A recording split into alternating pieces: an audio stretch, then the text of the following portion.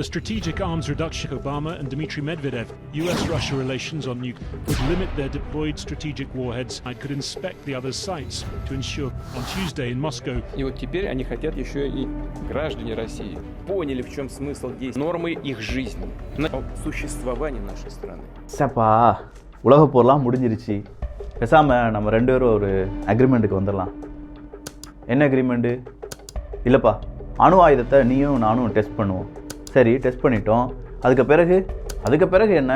நீயும் நானும் எவ்வளோ அணு ஆயுதம் வச்சுக்கலாம் அப்படிங்கிற ஒரு அக்ரிமெண்ட்டுக்கு வரலாம். ஏன் இந்த அக்ரிமெண்ட் முக்கியம்? எனக்கு எதிராக நீயும் உனக்கு எதிராக நானும் போட்டுறக்கூடாது பார்த்தியா? அதனால தான் இந்த அக்ரிமெண்ட். சரி, எவ்வளோ அணு ஆயுதத்தை வைக்கலாம்? ஒரு 1500 வச்சுக்கோப்பா. 1500 போதுமா? அப்படின்னா இந்த லாங் ரேஞ்ச் வெப்பன் அது ஒரு 700 வச்சுக்கோப்பா. பாம்பர்ஸ் அதுவும் கிட்டத்தட்ட ஒரு 700லாம் வச்சுக்கோங்கப்பா. இப்படின்னு சொல்கிறதாம்ப்பா இந்த new start agreement. New start அப்படிங்கிற அக்ரிமெண்ட் 2010 மறுபடி கையெழுத்திடப்படுது. 2010க்கு முன்னாடி அது வெறும் ஸ்டார்ட் அப்படிங்கிற ஒரு அக்ரிமெண்ட் தான். ஸ்டார்ட் நியூ ஸ்டார்ட்டாக மாறுது. நியூ ஸ்டார்ட் இப்போது ரத்து செய்யப்பட்டுருச்சு. புட்டின் அவர்கள் 2 மணி நேரம் பேசுகிறார். சும்மா கால் கடுக்க நின்று ஒரு மனுஷன் 2 மணி நேரம் பேசியிருக்காரியா? அப்படி பேசினதில் கடைசியாக அவர் சொன்ன ஒரு வார்த்தை தான் இந்த நியூ ஸ்டார்ட் அப்படிங்கிற அக்ரிமெண்ட்டை விட்டு ரஷ்யா வெளியேறுது. அமெரிக்கா அணு ஆயுதத்தை கொஞ்சம் சோதித்து பார்க்க போகிறாங்களாம். நாங்களும் சின்னதாக சோதித்து பார்க்குறோமே, எங்களுக்கும் அந்த ஆசை இருக்கத்தானே செய்யுது அப்படின்னு சொல்லியிருக்காங்க. உடனே எல்லா நாடுகளுமே பதறி அடிச்சுட்டு, எல்லா அமைப்புகளுமே பதறி அடிச்சுட்டு ரஷ்யாட்ட வந்து அந்த முடிவை ரீகன்சிடர் பண்ணுறீங்களா அப்படின்னு சொல்லி கேட்டிருக்காங்க. ஏன் ரஷ்யா அதை ரீகன்சிடர் பண்ணணும்? என்னென்ன அப்டேட் நடந்திருக்கு? அதை தான் இந்த ஒரு பதிவில் பார்க்க போகிறோம். பார்த்துடலாமா?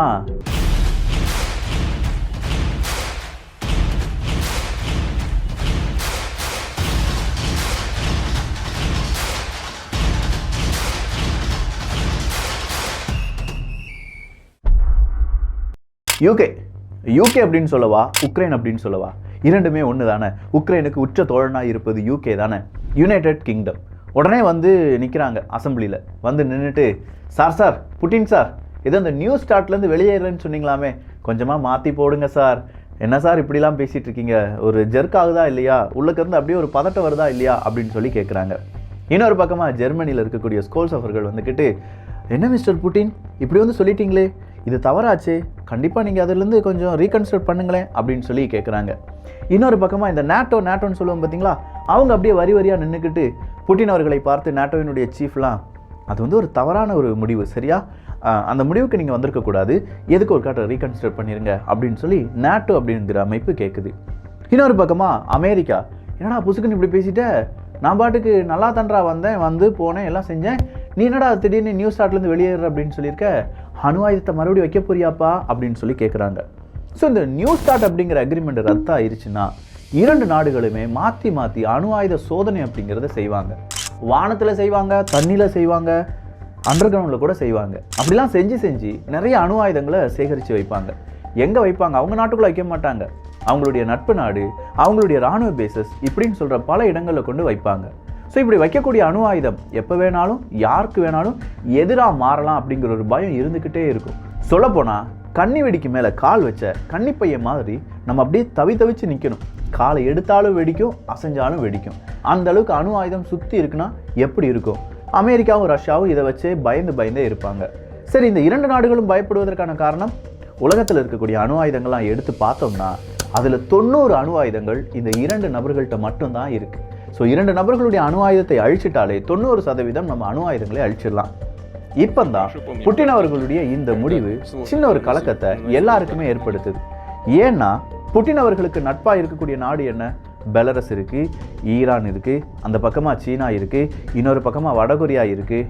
இவங்க என்ன செய்வாங்க? அணு ஆயுதத்தெல்லாம் உருவாக்கி அந்தந்த நாடுகள்கிட்ட போய் வைப்பாங்க. வடகொரியாவுக்கு வச்சா ஜப்பான் அடிக்கலாம், ஜப்பானுக்கு பயம் வந்துடும். நேராக இந்த பக்கம் சீனாவில் வச்சா எங்கே வேணாலும் சுற்றி அடிக்கலாம், ஏன்னா சீனா ஒரு பெரிய ஒரு நிலப்பரப்பு பார்த்தீங்களா. அடுத்ததாக இருக்கக்கூடிய ஈரான் பக்கம் வச்சா ஓகே, மத்திய கிழக்கு பகுதிகள் முடிஞ்சிச்சு, சோழி ஒதுங்கிடும். அடுத்ததாக இருக்கக்கூடிய பாகிஸ்தான் வேறு டீல் வந்துச்சா, எனக்கு சும்மா ஒரு பாகிஸ்தானுக்கு ஒன்று வைப்போம் அப்படின்னு சொன்னால் அந்த பக்கமாக இருக்கக்கூடிய ஆப்கானிஸ்தான் வந்து எல்லாத்துக்குமே ஒரு பயம் வந்துடும். நமக்கும் இந்தியாவுக்கும் சேர்த்து தாங்க சொல்கிறேன். இப்படி அவங்களுடைய அண்டை நாடுகளை வைக்கும்போது உலகம் முழுவதும் இந்த பயம் அப்படிங்கிறது தொத்திக்கிடும். அதனால தான் நியூ ஸ்டார்ட்டை விட்டு ரஷ்யா வெளியேறக்கூடாது அப்படின்னு சொல்லி இவ்வளோ பெரிய ப்ரெஷர் கொடுக்கப்படுது. சரி, இந்த ப்ரெஷருக்கு மத்தியில் போலந்தினுடைய பிரைம் மினிஸ்டர் என்ன தெரியுமா கேட்குறாரு? வெஸ்ட்டு அதான் மேற்குலகமே ரஷ்யா வேற இப்படி திடுதிப்புன்னு ஒரு முடிவு எடுத்துட்டாங்க.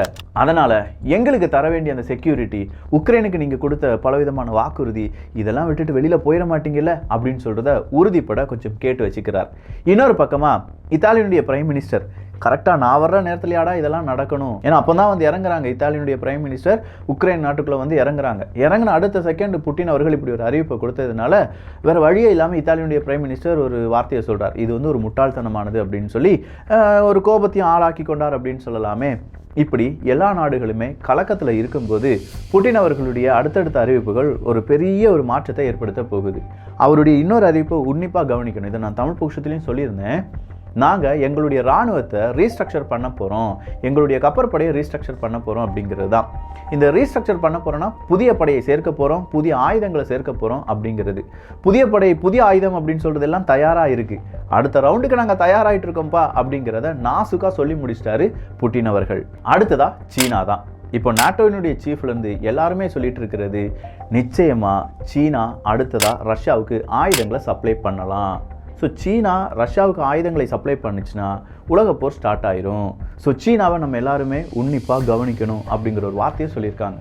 ஆனால் சீனா என்ன சொல்லியிருக்காங்கன்னா, அடே தயவு செஞ்சு இந்த சீனா தைவான் பிரச்சனையை ரஷ்யா உக்ரைன் பிரச்சனை கூட கம்பேர் பண்ணாதீங்கடா, நாங்களாம் அந்த அளவுக்கு ஒர்த்தெலாம் கிடையாதுடா, இந்த பிரச்சனை அந்த அளவுக்குலாம் நீங்கள் என்ன செய்யக்கூடாது, ரெண்டும் ஈக்குவல் பண்ணி பார்க்கக்கூடாது அப்படிங்கிற ஒரு கோரிக்கையை வச்சுருக்காங்க.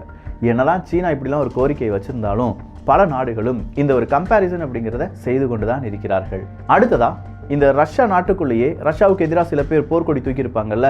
ஆல்ரெடி ரஷ்யாவினுடைய அதிபர் புட்டின் அவர்கள் என்ன சொன்னார், எங்களுடைய தங்கம், எங்களுடைய அந்நிய செலவாணி எல்லாத்தையும் தூக்கிட்டு ஓடிட்டாங்க, ஃப்ரீஸ் பண்ணி வச்சுருக்காங்க ஐரோப்பிய ஒன்றியம், அமெரிக்கா போன்ற நாடுகள். அது இல்லாமல் எங்கள் கூடயே இருந்து குளிப்பழிக்கக்கூடிய முதுகில் குத்தக்கூடிய சில நபர்கள் இருக்காங்க, அவங்களுக்கான தண்டனை கொடுக்கப்படும் அப்படின்னு சொல்லி அங்கே இருக்கக்கூடிய நபர்களுக்கும் சின்னதாக ஒரு எச்சரிக்கையை கொடுத்துருக்காங்க. இவ்வளோ பெரிய எச்சரிக்கைலாம் நடக்கும்போது நாட்டோ இன்றைக்கி ஒரு 1170 ஆன்டி ஏர்கிராஃப்ட் மிசைல் சிஸ்டத்தையும், அதே நேரத்தில் ஒரு 600-700 டேங்க்ஸ், சாதாரண குட்டி ரக டேங்க்ஸ் எல்லாம் எங்கே அனுப்பி விட்டுருக்காங்களாம், உக்ரைனுக்குள்ளே அனுப்பி விட்டுருக்காங்களாம். இது புதுசாக வந்திருக்கக்கூடிய தகவல்.